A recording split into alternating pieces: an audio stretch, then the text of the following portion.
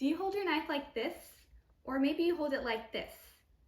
Well, both ways I just showed you are not only improper but also dangerous ways to hold a knife.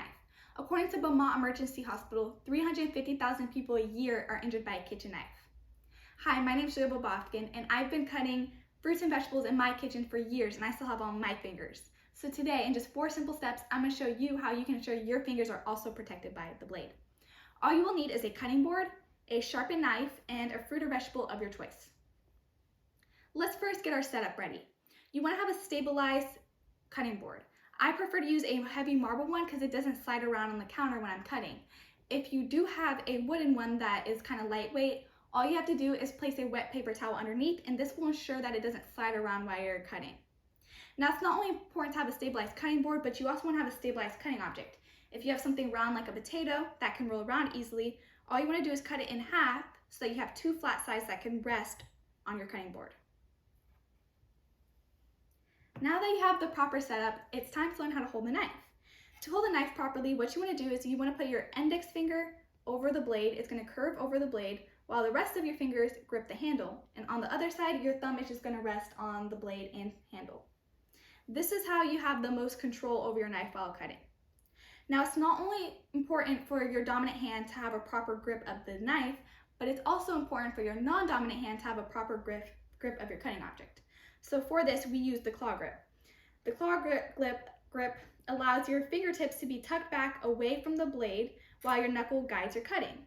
So you hold your object like this. Now it's time to get chopping. To get chopping, what we do is use the rocking motion. This rocking motion looks exactly as it sounds. You kind of slide your knife forward and backwards as you're cutting through your object. You can see there's other chopping techniques, like when watching professional chefs, you will see them going up and down really fast. But as a beginner in the kitchen, you want to start with the rocking motion. So now I'm going to demonstrate to you proper knife techniques while showing you the 3 most common types of chopping. First, we're going to start with slicing. Here I have a peeled cucumber. I'm going to grip it with my claw grip.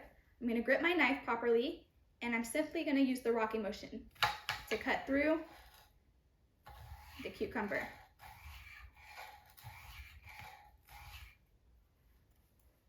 And that's how you get slices.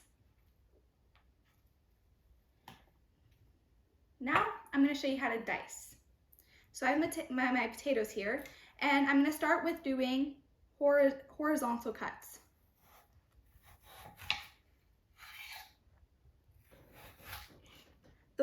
The smaller dice you want, the more cuts you want to make. And from there, I'm going to do vertical cuts using my claw grip and proper knife grip.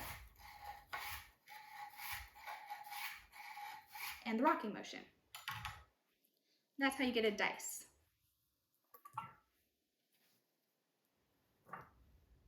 Lastly, I'm going to show you how to mince. Here I have a peeled garlic clove, and it's similar to the dice. You start with the horizontal cuts,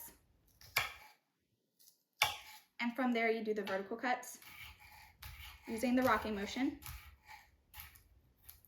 Okay, and after that you put the blade on top with your hand on top of the blade, and well, you keep doing the rocking motion until the garlic is as small as you would like it. For me, that just means until I get bored.